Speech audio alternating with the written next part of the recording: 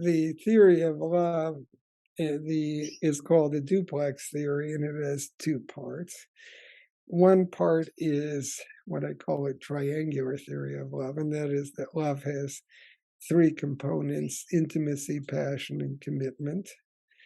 And different combinations of these yield different kinds of love. So, intimacy by itself, intimacy is caring, connection, compassion, communication, a sense of bondedness, being a unit. It's a good friendship.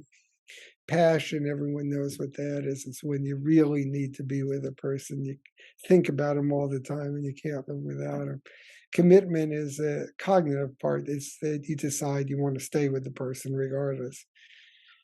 And different combinations of those yield different kinds of love. So intimacy plus passion is romantic love.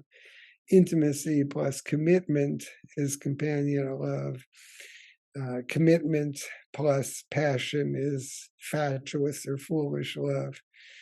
Uh, all three of them is consummate or complete love, but different kinds of love.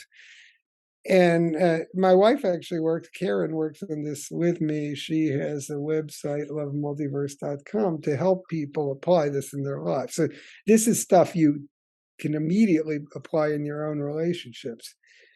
And then the second part is what I call love as a story, and that is that people from the almost the time they're born start forming stories of what they think love should be.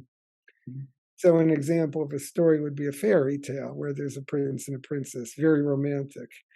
At the opposite end is a business story, which is very unromantic, and love is like a business. Another story is a travel story where two people are traveling together through life. And um, people do better in relationships to the extent that their triangles and their stories match. Right. So it isn't that they're right and wrong triangles or stories, it's that you need to be with someone whose story and triangle match yours. So the actual positioning doesn't matter. It's just It matters some, but if both people don't want commitment, that's fine. But if one person wants commitment and the other doesn't, that doesn't work. So if one person wants passion and what's the right level of passion? Who knows? But if one person wants it and the other doesn't, that's a problem. If one person wants to communicate a lot and be close and the other is constantly distancing, it doesn't work. So the total amount of love in terms of the triangle matters. But what's more important is that you're looking for the same things. okay. And how about your theory of hate? The theory of hate is that there's a triangle in stories of hate as well, but they're somewhat different. For the triangle is negation of intimacy. So one component of hate is negation of intimacy, which means you can't imagine being at all close to this kind of person. That you think of them as they're not quite human. It's like almost where the Republicans and Democrats are today. It's this negation of intimacy. Like, what is wrong with these people? I mean, like, are they human? I mean, are they from some other planet? Are they robots or some kind of other animal or something?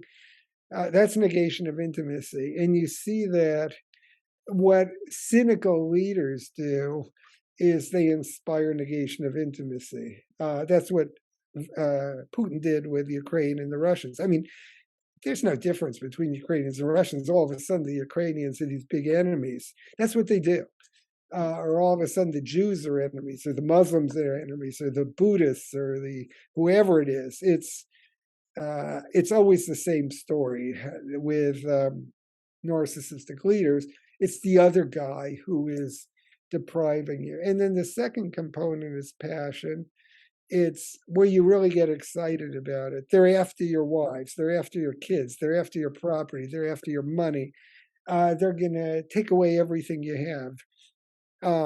So what the malignant narcissist does as a leader is rile you up.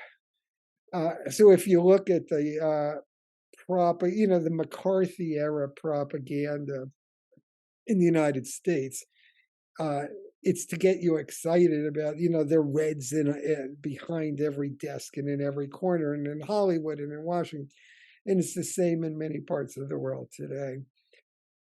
And then commitment is you teach the kids to hate. You teach them a cognitive structure for, let me explain why this religious group really is inferior, or let me explain why people from that country don't belong here.